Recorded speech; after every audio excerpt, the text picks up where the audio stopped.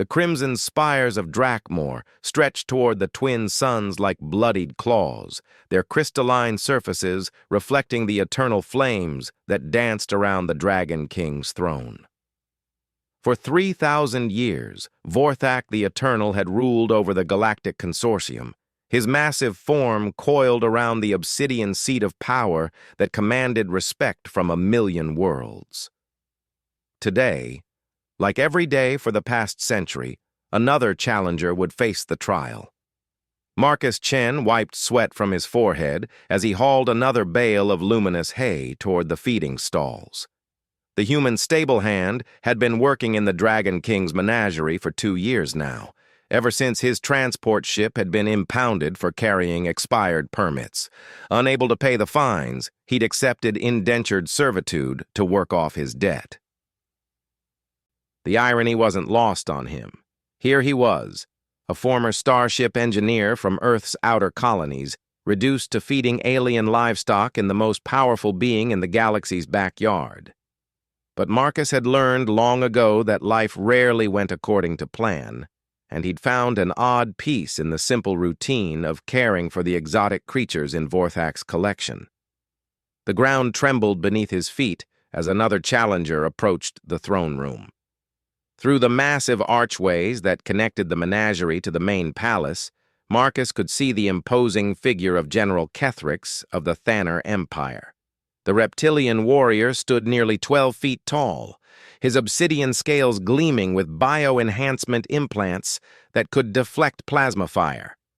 4 muscular arms carried weapons that could level city blocks, and his reputation for conquering star systems was known throughout the galaxy. Marcus paused in his work, knowing what would happen next. It was always the same. Vorthak's voice boomed through the palace, a sound that made the very walls vibrate. The ancient dragon's words carried the weight of cosmic authority, and even from a distance, they filled Marcus with an instinctive dread. "General Kethrix of Thanor," the Dragon King rumbled, "you have traveled far to seek what many before you have failed to claim. The power to command my fleets, to wield my authority across the stars, to rule at my side over the greatest empire the universe has ever known. But first, you must pass the trial." Marcus had heard these words dozens of times. Warriors, conquerors, and champions from across the galaxy came seeking the Dragon King's blessing to become his heir and successor. The promise was intoxicating. Whoever passed Vorthak's trial would inherit control over the most advanced military force in known space, along with the political authority to command thousands of civilizations. But in the 2 years Marcus had been working here, not a single challenger had succeeded. "I accept your trial, mighty Vorthak." General Kethrix's voice carried the confidence of someone who had never known defeat. "I have conquered 17 star systems and subjugated 43 species. My tactical genius is unmatched, my strength unequaled. Whatever test you set before me, I shall overcome." The Dragon King's laughter was like distant thunder. "Strength? Strategy? These things are common, General. Any creature can learn to kill, to conquer, to inspire fear. The trial tests something far rarer." Marcus couldn't see the actual trial from where he stood, but he'd heard enough descriptions from the palace staff to understand its nature. Challengers were led into the Chamber of Truth, where they faced not physical combat or intellectual puzzles, but something far more difficult. They had to make Vorthak genuinely laugh. It seemed simple enough, but the Dragon King's sense of humor had apparently died along with his compassion somewhere during his 3 millennia of rule. He had seen every form of entertainment the galaxy could offer. Court jesters from 1,000 worlds had tried and failed. Master storytellers had spun their greatest tales only to be met with stony silence. Warriors had attempted crude jokes about their conquests. Philosophers had offered witty observations about existence, and poets had crafted verses meant to amuse. All had failed. The penalties for failure were severe, but not fatal. Vorthak would strip the challenger of their greatest possession, their military rank, their home world, their most prized achievement, and banish them from his presence forever. General Kethrix would likely lose his command and be reduced to a common soldier, assuming he survived the humiliation. Marcus resumed his work, cleaning the crystalline feeding troughs that housed the Zephyrian cloudfish. These ethereal creatures floated through the air like living wisps of aurora, feeding on processed starlight and singing in frequencies that most species couldn't hear. Humans, oddly enough, could perceive their songs as a gentle humming, and Marcus often found their melodies soothing during his long work shifts. As expected, the sounds of the trial were brief. Within minutes, Marcus heard the thunderous roar of Vorthak's displeasure, followed by the heavy footsteps of General Kethrix being escorted from the palace. The Thanner warrior's proud bearing was gone, his shoulders slumped in defeat. "Another one fails," commented a voice beside Marcus. He turned to see Zara, one of the few other humans working in the palace. She served as a translator, her gift for languages having saved her from a much worse fate after her diplomatic vessel had been captured by raiders. "That makes what? 47 consecutive failures?" 48, Marcus corrected, scratching behind the ears of a small creature that resembled a cross between a cat and a floating jellyfish. "Remember, there were 2 challengers last week." Zara shook her head. "I don't understand why they keep trying. Everyone knows the Dragon King hasn't laughed in over a century. The court historians say the last time anyone saw him show genuine amusement was when that comedian from Rigel Prime accidentally set himself on fire during his performance. And that was only because Vorthak found the accident amusing, not the actual comedy," Marcus added. He'd heard that story many times from the older staff members. They worked in comfortable silence for a while, the sounds of the menagerie providing a peaceful backdrop to their conversation. Marcus had always found it ironic that the most fearsome ruler in the galaxy surrounded himself with such gentle creatures. The stable held hundreds of species from across the cosmos, singing crystal birds from the Andromeda sector, furry six-legged herbivores that glowed softly in the dark, and even a family of space dolphins that swam through pools of liquid energy. "You know," Zara said eventually, "I've been thinking about this trial business." Marcus raised an eyebrow. "Dangerous habit around here." "No, seriously. Every challenger approaches it the same way. They try to be clever, or impressive, or sophisticated. They tell elaborate jokes or perform complex comedic routines. But maybe that's the problem." "What do you mean?" Zara gestured toward the creatures around them. "Look at what makes Vorthak happy. He doesn't collect weapons or trophies or symbols of power. He collects living things that bring joy and wonder. These animals don't try to impress him with their intelligence or strength. They just exist. They're genuine." Marcus considered this as he watched a small, rabbit-like creature with iridescent fur hop between the feeding stations. "You think the Dragon King is looking for genuine humor? Something real instead of forced?" "Maybe. Or maybe he's looking for something else entirely. Think about it. He's been alive for 3,000 years. He's seen every form of entertainment, witnessed every type of comedy, heard every possible joke structure. What could possibly be new to someone like that?" Before Marcus could answer, the ground shook again. Another challenger was arriving. This time it was Admiral Thessarian of the Crystal Fleet, a being of pure energy contained within a suit of ceremonial armor. The Admiral's species had evolved beyond physical form eons ago, achieving a state of existence that allowed them to manipulate matter at the molecular level. Their comedy, Marcus had heard, involved complex manipulations of reality itself, turning serious situations into absurd scenarios through precise alterations of physics. The process repeated itself. Vorthak's booming introduction, the challenger's confident acceptance, the brief period of the trial, and then the inevitable failure. Admiral Thessarian left the palace in silence, his energy form flickering with what Marcus assumed was embarrassment. 49, Zara said quietly. As the day wore on, two more challengers arrived. A renowned storyteller from the Centauri Republic, famous for his ability to make entire audiences weep with laughter through his tales of cosmic irony. Then came Lady Vexira, a shapeshifter who could transform herself into any form imaginable and whose physical comedy was said to be the finest in 7 galaxies. Both failed. Marcus finished his daily tasks as the second sun began to set, painting the sky in shades of purple and gold. The menagerie grew quieter as the diurnal creatures settled into their rest cycles, while the nocturnal ones began to stir. It was his favorite time of day, when the peaceful sounds of contented animals filled the air and the weight of the palace's political intrigue seemed distant. As he prepared to leave for his quarters, Marcus noticed something that made him pause.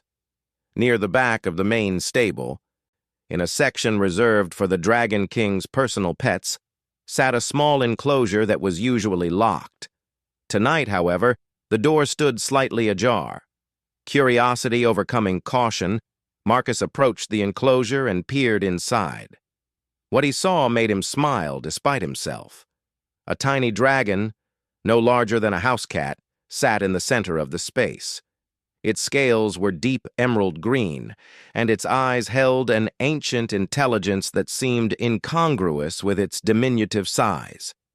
This had to be one of Vorthak's offspring, though Marcus had never heard mention of the Dragon King having children. The small dragon looked up at Marcus with what appeared to be curiosity rather than alarm. It tilted its head in a gesture so universally endearing that Marcus found himself grinning. "Hey there, little guy," Marcus said softly, crouching down to the creature's eye level. "You're not supposed to be wandering around unsupervised, are you?" The small dragon chirped, in response. The sound was so unexpected and adorable that Marcus couldn't help but chuckle. Here was a being that would someday grow into a massive cosmic force of nature, and it was making sounds like a baby bird. "Your dad's having a tough day," Marcus continued, speaking to the dragon as if it could understand him. It probably could, given the intelligence in those ancient eyes. "Lots of people trying to make him laugh, but nobody's figured out the trick yet. Must be frustrating for everyone involved." The small dragon approached the bars of its enclosure, and Marcus noticed that the lock was indeed open. Someone had been careless. Or perhaps the little dragon had figured out how to open it itself. "Should I tell someone you're loose?" Marcus wondered aloud. "Or would you prefer to stay here and chat with the help?" The dragon's response was to breathe a tiny puff of flame that couldn't have singed a piece of paper. The gesture was clearly meant to be impressive, but the scale was so comically small that Marcus burst into genuine laughter. "Oh, that's terrifying," he said, still chuckling. "I'm absolutely quaking with fear. Please don't incinerate me with your mighty breath weapon." The small dragon seemed pleased with this response and repeated the gesture, adding what appeared to be a proud puff of its chest. Marcus's laughter grew stronger. "You know what?" Marcus said, an idea beginning to form in his mind. "Maybe your father's problem isn't that nobody can make him laugh. Maybe it's that everyone's trying too hard to be funny." The dragon tilted its head again, as if considering this philosophical point. Marcus stood up, his mind racing with possibilities. What if the trial isn't about being a great comedian? What if it's about understanding what genuine joy looks like?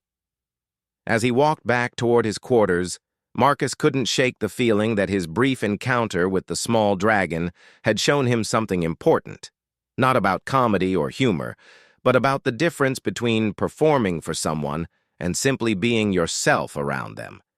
Tomorrow, he decided, he would pay closer attention to the challengers and their approaches. Maybe Zara was right about the Dragon King looking for something genuine rather than impressive. Maybe the secret to passing the trial wasn't about being funny at all.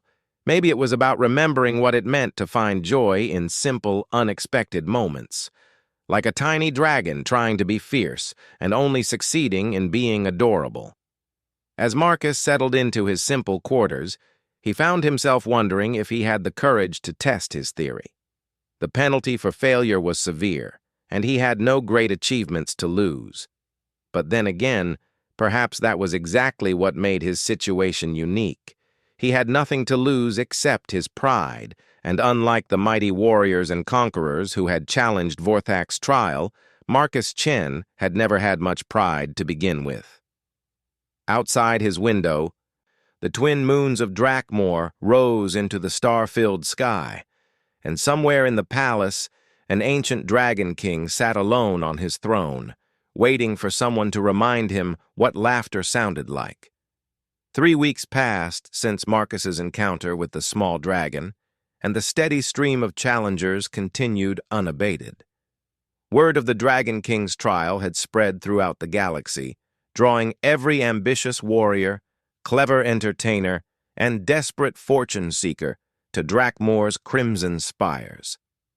Marcus had begun keeping a mental tally of their approaches and failures. Comedy troupes arrived with elaborate acts involving multiple species and complex timing. Military leaders tried battlefield humor mixed with strategic demonstrations. Scholars attempted intellectual wit based on obscure philosophical concepts. Alien comedians brought humor that translated poorly across species barriers, while others brought humor so universal it had become stale through repetition. All failed. But Marcus was learning. During his breaks from stable duties, he would position himself where he could observe the challengers as they were led to and from the Chamber of Truth. Their expressions told a story that the official announcements never revealed. Most emerged looking confused rather than simply disappointed. They hadn't been rejected for poor execution or wrong answers. They had been dismissed for missing something fundamental that they couldn't even identify. It was as if they had shown up to a test expecting mathematics and been asked to paint a landscape. The Dragon King didn't even smile, he overheard one failed challenger tell his companions as they gathered their belongings. I performed the 17 classic jokes of Vega Prime perfectly, and he just stared at me like I was speaking in a dead language. Marcus found himself spending more time near the small dragon's enclosure during his evening rounds. The creature had learned to expect his visits and would chirp excitedly whenever Marcus appeared. Their interactions had become the highlight of his day. Simple, genuine moments of connection that reminded him of the pets he'd had as a child on Earth's agricultural colonies. "You know what I think?" Marcus said one evening as the small dragon performed its adorably ineffective fire-breathing display. "I think your father is the loneliest being in the universe." The dragon paused mid-puff and looked at Marcus with those ancient, knowing eyes. "Think about it," Marcus continued, scratching gently at the dragon's chin through the bars. 3,000 years of absolute power. Everyone who approaches him wants something: his approval, his authority, his blessing to rule. When was the last time someone just talked to him? Not as the mighty Dragon King, but as just himself? The thought had been growing in Marcus's mind since he'd started observing the challengers more closely. They all approached Vorthak with reverence, fear, and ambition. They performed for him rather than with him. They saw him as an audience to impress rather than a person to connect with. Marcus had worked with enough powerful people during his engineering career to recognize the pattern. The higher someone rose in authority, the more isolated they became. People stopped treating them like individuals and started treating them like institutions. And institutions, Marcus had learned, were notoriously difficult to make laugh. "Marcus?" Zara's voice interrupted his thoughts. She approached with a concerned expression, carrying a data tablet with what appeared to be official documentation. "What's wrong?" Marcus asked, noting the tension in her posture. "I've been reviewing the palace records about the trial," she said, glancing around to make sure they weren't overheard. "Did you know that Vorthak instituted it only a century ago? For the first 2,900 years of his reign, He never sought a successor or heir. Marcus frowned. What changed? That's what I'm trying to figure out. The official records just say that the Dragon King declared his intention to find a worthy successor who could understand the true nature of power. But I found some older documents in the archive basement. She pulled up a file on her tablet, showing aged text in the formal script used for royal proclamations. Look at this. It's from the year before the trial was established. There was an incident involving Vorthak's closest advisor, someone called Lord Ashkari. Apparently they had served together for over 800 years. What happened to him? That's where it gets interesting. The records are deliberately vague, but from what I can piece together, Lord Ashkari died in some kind of accident. And shortly after that, Vorthak became different, more isolated. The court records from that period describe him as greatly diminished in spirit and distant from all earthly concerns. Marcus felt a chill of understanding. He lost his friend. More than that, Zara said quietly. From what I've found, Lord Ashkari was the only being who could make Vorthak laugh. The court histories are full of references to their friendship, their private conversations, their shared humor about the absurdities of ruling an empire. When Ashkari died, Vorthak lost the last person who treated him as an individual rather than an institution. The pieces clicked together in Marcus's mind. So the trial isn't really about finding a successor. It's about finding someone who can fill the void that Lord Ashkari left behind. That's my theory. But here's the problem. Every challenger approaches the trial as if it's a test of comedic skill or entertainment value. They're trying to prove they're funny enough to amuse a Dragon King. But maybe what Vorthak really wants is someone who can relate to him the way his old friend did. Marcus looked through the bars at the small dragon, who had been listening to their conversation with apparent interest. How do you relate to someone who's lived for 3 millennia and commands the most powerful empire in the galaxy? Maybe, Zara said carefully, the same way you relate to anyone else, by seeing them as a person first and a position second. That night, Marcus found himself unable to sleep. He lay in his simple quarters, staring at the ceiling and thinking about loneliness, friendship, and the strange paths that had brought him to this place.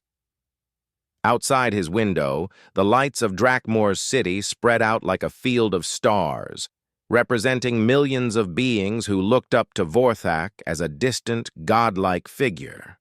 But Marcus had seen the small dragon's playful nature, its obvious intelligence, and its need for simple companionship. If that creature was truly Vorthak's offspring, then perhaps the Dragon King himself retained some capacity for basic emotional connection. Perhaps beneath the cosmic authority and ancient power, there was still someone capable of loneliness, grief, and the basic human, or dragon, need for friendship. The next morning brought yet another challenger, this one more impressive than most. Supreme Commander Vorthan of the Hegemony Fleet arrived with an entourage of 1,000 warriors and a reputation for tactical brilliance that had earned him victory in the War of the Seven Suns. His approach to the trial was methodical and ambitious. He had brought a team of xenopsychologists who had studied Vorthak's behavioral patterns for months, developing what they claimed was a scientifically optimized comedic performance. Marcus watched from his usual position as Vorthon was led into the palace, his bearing radiating the confidence of someone accustomed to solving problems through careful analysis and superior resources. The Supreme Commander had apparently decided that making Vorthak laugh was simply another tactical challenge to be overcome through proper planning and execution. The trial lasted longer than usual, nearly an hour instead of the typical 15 minutes. Marcus could hear the distant sounds of what appeared to be an elaborate performance involving multiple voices, mechanical sounds, and even what sounded like small explosions. Vorthan's team had clearly spared no expense in their attempt to crack the puzzle of the Dragon King's humor. When Vorthan finally emerged, His expression was one of complete bewilderment. The Supreme Commander, who had never known strategic defeat, looked utterly lost, as if he had encountered a problem that defied all logical analysis. He didn't laugh, Vorthon told his aide, his voice carrying a note of shocked disbelief.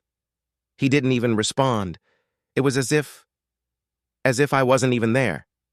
As if my entire performance was happening in a different room from where he was sitting. Marcus understood. Vorthon's scientific approach had missed the fundamental issue entirely. You couldn't analyze your way into genuine emotional connection. You couldn't strategize authentic friendship. And you certainly couldn't perform your way into the kind of relationship that Vorthak had lost when Lord Ashkari died. That evening, as Marcus completed his daily rounds, he found the small dragon's enclosure door standing open again. This time, however, the creature was nowhere to be seen. Marcus searched the immediate area, fighting down a surge of panic. If Vorthak discovered that one of his personal pets had escaped on Marcus's watch, the consequences would likely be severe. He expanded his search to the neighboring sections of the menagerie, calling softly for the little dragon. He finally found the creature in an unexpected location, the palace's main kitchen, where it had apparently been charming food scraps out of the cooking staff. The small dragon sat in the center of a group of amused cooks and servers, performing its tiny fire-breathing display to the delight of everyone present.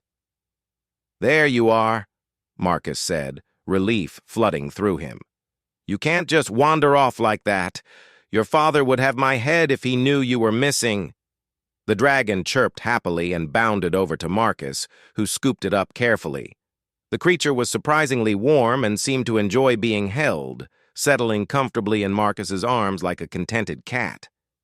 "He likes you," observed Chef Gornix, the massive four-armed being who supervised the palace kitchens. "Little Ember doesn't usually take to strangers." "Ember?" Marcus asked, surprised to learn the dragon had a name. "That's what we call him," Gornix explained. "The Dragon King doesn't visit this section of the palace, so we probably shouldn't know about the little one's existence.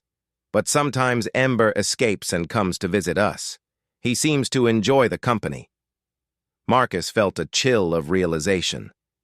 "You mean Vorthak doesn't know his own child is wandering around the palace?"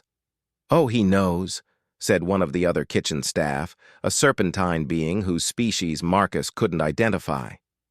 "But I don't think he knows that Ember is lonely.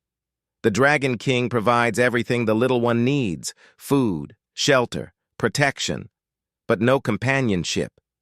Dragons are social creatures, even the cosmic ones. They need interaction." Marcus looked down at Ember, who had fallen asleep in his arms. The parallel was too obvious to ignore. Both father and child were isolated by their circumstances, surrounded by subjects and servants, but lacking genuine companionship. "Has anyone ever suggested to the Dragon King that Ember might benefit from socialization?" Marcus asked. The kitchen staff exchanged meaningful glances. "Who would be brave enough to offer unsolicited parenting advice to Vorthak the Eternal?" Gornix asked. "Besides, he probably believes that providing material necessities is sufficient. That's how most powerful beings approach relationships. They give things instead of themselves." Marcus carried Ember back to his enclosure, his mind racing with new insights.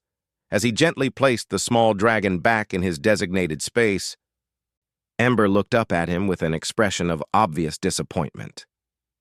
"I know you don't want to go back," Marcus said softly. "But rules are rules. However," he paused, struck by a sudden inspiration. "Maybe I can visit you more often. Would you like that?" Ember's enthusiastic chirping provided a clear answer. As Marcus secured the enclosure, being careful to properly engage the lock this time, he found himself thinking about patterns. Vorthak had lost his closest friend and companion. Since then, he had isolated himself from meaningful personal connections, surrounding himself with subjects who feared and revered him, but never simply enjoyed his company. Meanwhile, Ember was growing up in similar isolation, provided with every material comfort, but starved for the basic emotional sustenance that social creatures required. Like father, like son. The challengers who attempted the trial all approached it with the assumption that Vorthak was looking for entertainment or amusement. But what if he was actually looking for something much more basic and far more valuable? What if he was looking for the same thing Ember was looking for when he escaped his enclosure to visit the kitchen staff? What if the Dragon King was simply looking for a friend? Marcus stood outside Ember's enclosure for a long moment, watching the small dragon settle into sleep. Tomorrow would bring more challengers, more failures, and more confirmation that the galaxy's greatest warriors and entertainers couldn't solve a puzzle that might not be about greatness at all. But Marcus was beginning to think he understood what the puzzle was really about. And more importantly, he was beginning to think he might have the courage to try solving it. After all, he had nothing to lose but a job feeding alien animals. And if his theory was correct, he might have something to offer that none of the mighty challengers possessed, the simple, authentic desire to treat Vorthak like a person rather than a legend. The next morning, Marcus made a decision that would either prove his theory or end his employment in spectacular fashion. He was going to request an audience with the Dragon King, not as a challenger for the trial, but as someone with information about Ember's nightly escapes. It was a legitimate workplace concern, he told himself, the kind of minor issue that any responsible employee would report to management. The fact that it would also give him a chance to observe Vorthak up close, to see for himself whether the mighty Dragon King was as lonely as Marcus suspected, was purely coincidental. Or so he told himself, as he prepared to request an audience with the most powerful being in the galaxy. Requesting an audience with Vorthak, the Eternal, proved to be surprisingly straightforward. Marcus simply approached the palace's administrative office and explained that he had a minor concern about one of the animals in the menagerie. The clerk, a busy insectoid being with multiple arms, barely looked up as he scheduled Marcus for the next available appointment slot. "Tomorrow, 3rd hour after dawn," the clerk buzzed efficiently. "5 minutes maximum. Present your concern clearly and concisely. The Dragon King does not appreciate rambling." Marcus spent the rest of the day in nervous preparation, rehearsing his explanation about Ember's escapes and trying to plan what he would actually say when face to face with the most powerful being in the galaxy. By evening, his nerves had settled into a strange calm. He had committed to this course of action, and whatever happened next was beyond his control. That night, Ember seemed to sense Marcus's agitation. The small dragon pressed against the bars of his enclosure and chirped softly, as if offering comfort. "Tomorrow I meet your father," Marcus told him quietly. "I'm going to tell him you've been escaping to visit the kitchen staff. It's the truth, and it gives me a reason to be there. But I'm also hoping to understand him a little better." Ember tilted his head in that endearing way he had, and Marcus found himself smiling despite his nervousness. "You know what's funny?" Marcus continued. "I've been thinking about what would make me laugh if I were in your father's position. And I realized that after 3,000 years of people treating you like a god, the most surprising thing in the universe would probably be someone treating you like a person." The next morning arrived too quickly. Marcus washed carefully, put on his cleanest work clothes, and made his way through the palace corridors toward the throne room. As he walked, he passed 3 more challengers preparing for their attempts at the trial, a master illusionist whose reputation spanned several galaxies, a comedy duo famous for their ability to make any species laugh, and a young warrior poet who claimed to have revolutionized the art of humorous verse. The throne room was vast beyond imagination, its crystalline walls stretching up into shadows that seemed to contain their own weather systems. At the far end, on a throne carved from a single piece of obsidian that rose like a small mountain, sat Vorthak the Eternal. Marcus had seen images and holograms of the Dragon King before, but nothing had prepared him for the reality of Vorthak's presence. The ancient dragon was enormous, easily 200 feet from nose to tail, with scales that seemed to contain entire nebulae. His eyes were like collapsed stars, dark and dense with the weight of cosmic experience. When those eyes focused on Marcus, he felt as though he were being examined by the universe itself. "The stable hand," Vorthak's voice rumbled through the chamber, each word carrying enough force to rattle the crystalline walls. "You have concerns about one of my creatures." Marcus forced himself to speak normally, despite every instinct screaming at him to prostrate himself before this cosmic force. "Yes, Your Majesty. It's about the small dragon in Enclosure 7. He's been escaping at night to visit the kitchen staff. I thought you should know." Vorthak's massive head tilted slightly. "Escaping? The lock on his enclosure isn't functioning properly," Marcus explained, which was technically true. It wasn't keeping Ember inside. "He seems to be lonely. He seeks out company from the staff when he gets free." For a long moment, Vorthak stared at Marcus in silence. When the Dragon King finally spoke, his voice carried a note of something that might have been surprise. "You refer to my offspring as he. Most beings in this palace speak of the creatures in the menagerie as it, valuable objects to be maintained and protected." Marcus felt his heart rate increase, but pressed on. "Ember's clearly intelligent and social. He has personality. Calling him it wouldn't be accurate." "Ember?" Vorthak's eyes narrowed. "You have given him a name?" "The kitchen staff call him that," Marcus said quickly, "because of his small fire-breathing displays. He seems to enjoy showing off, even though the flames are barely large enough to light a candle." Something extraordinary happened then. Vorthak's massive features shifted slightly, and Marcus realized that the Dragon King was almost smiling. "He performs his flame breath for the servants?" "Every chance he gets," Marcus confirmed. "He puffs out his chest and tries to look fierce, but he's about the size of a house cat and his flames wouldn't singe paper. The kitchen staff find it adorable. He seems to know he's being cute rather than intimidating, but he keeps doing it anyway." Vorthak was definitely smiling now, an expression that transformed his cosmic features from terrifying to merely awesome. "My son performs for the appreciation of kitchen servants." "I think he just enjoys making people happy," Marcus said. "It's probably inherited behavior." The words left Marcus's mouth before he fully realized what he was saying. The throne room fell into absolute silence as Vorthak processed this implication, that the Dragon King himself had once enjoyed making people happy. "Inherited behavior," Vorthak repeated slowly. "You suggest that my son's desire to entertain others comes from me?" Marcus felt like he was standing on the edge of a cosmic precipice, but something about Vorthak's expression encouraged him to continue. "Well, you did institute the trial, Your Majesty. You're looking for someone who can make you laugh. That suggests you remember what laughter feels like and that you miss it." Vorthak's eyes widened slightly. "You believe the trial is about my own desires rather than a test of worthiness?" "I think," Marcus said carefully, "that after 3,000 years of absolute power, you might be a little lonely.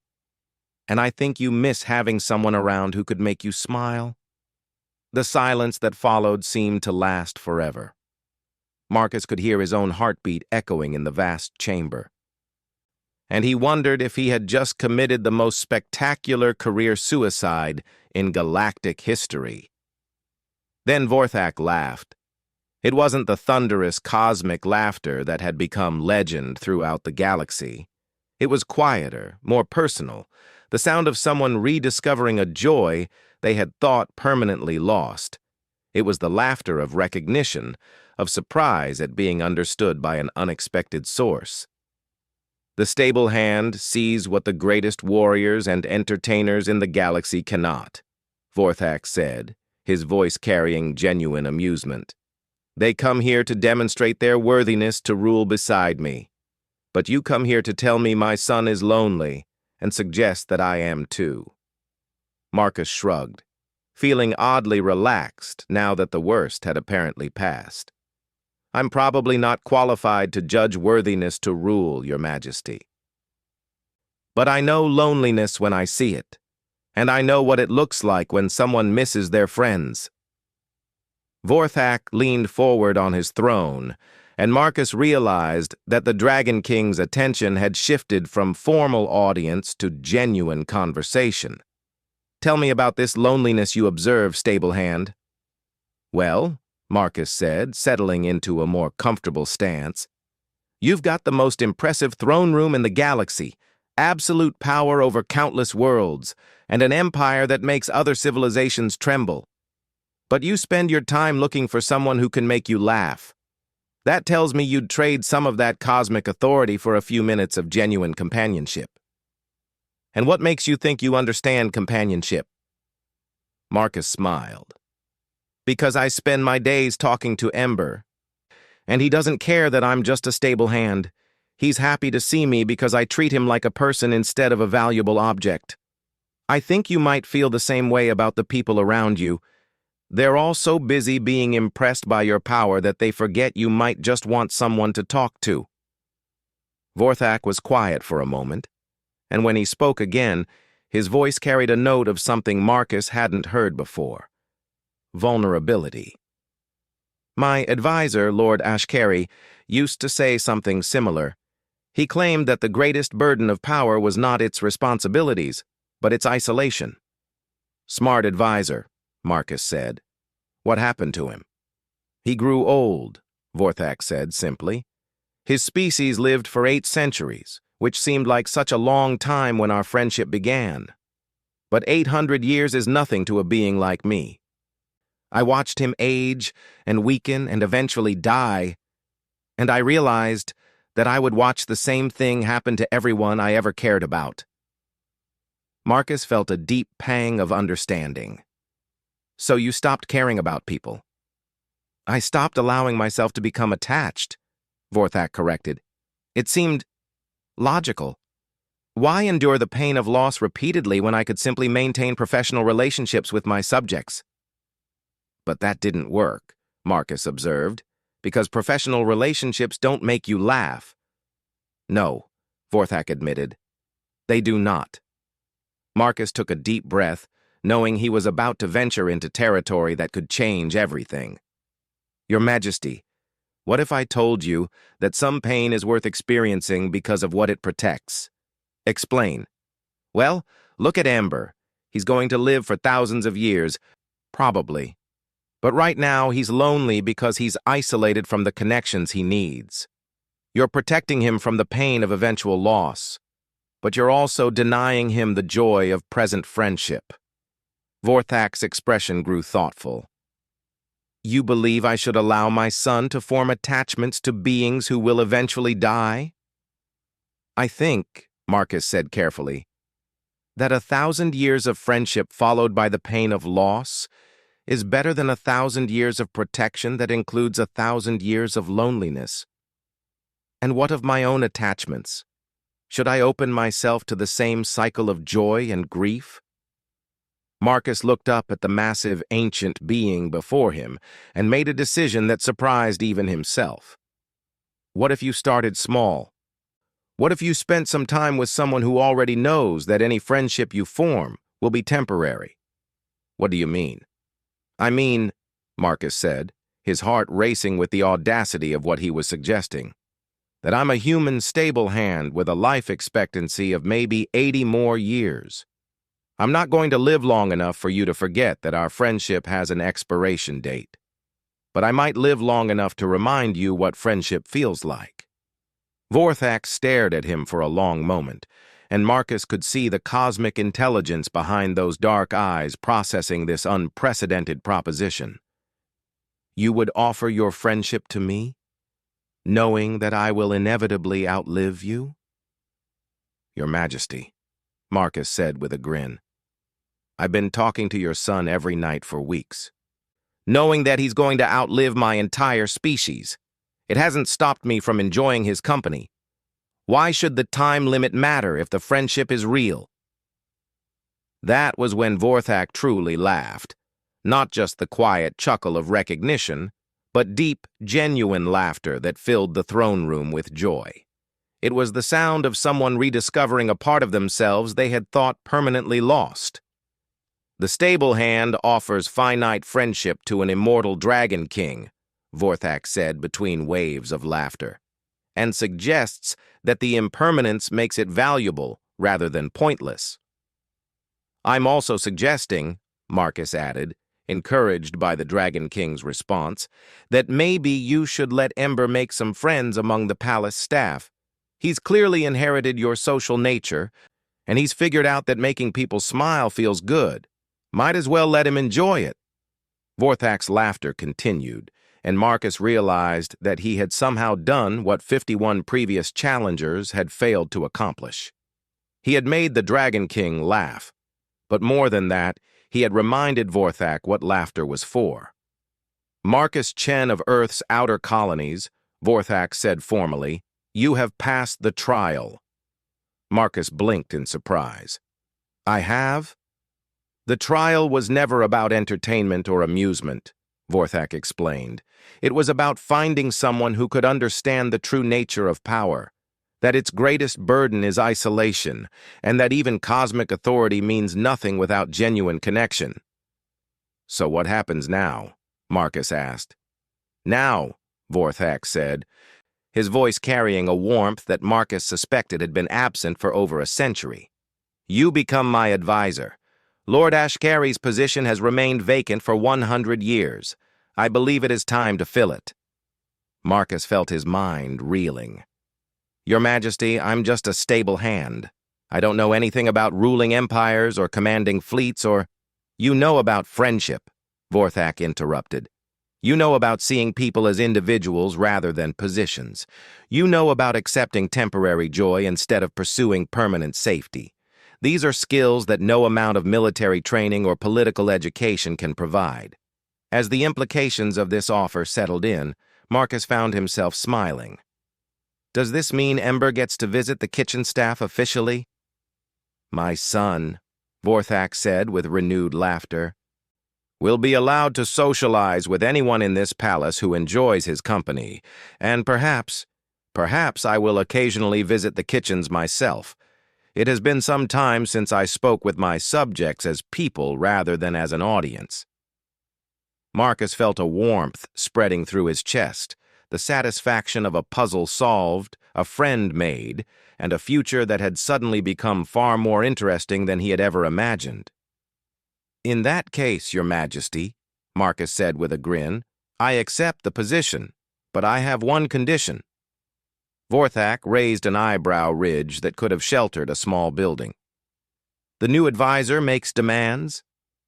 I want to keep working in the menagerie, Marcus said, at least part-time. Those animals don't care about cosmic politics or imperial authority. They just want someone to take care of them and pay attention to them. I think that's important work. You wish to remain grounded in simple, genuine relationships while advising on complex political matters? Something like that. Vorthak's smile was visible from across the vast throne room. Lord Ashkari would have approved of you, Marcus Chen. He always said that the best advice comes from those who remember what actually matters. As Marcus left the throne room, no longer as a stable hand, but as the newest advisor to the most powerful being in the galaxy, he realized that the greatest changes often came from the smallest gestures.